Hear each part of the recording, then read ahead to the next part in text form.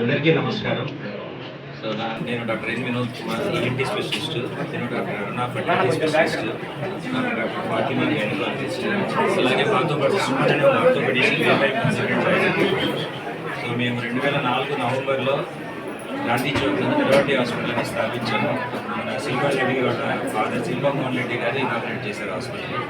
So ఇప్పుడు మళ్ళీ 20 years తర్వాత వాళ్ళ అలాగే 2024లో ఒక 100 బెడ్ హాస్పిటల్గా కన్వర్ట్ చేశాము.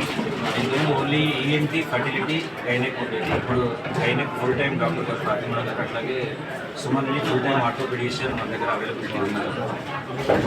త్వరలోనే ఈ హాస్పిటల్లో ఐసీయూ విభాగం, ఎమర్జెన్సీ విభాగం మొదలు పెట్టబోతున్నాము.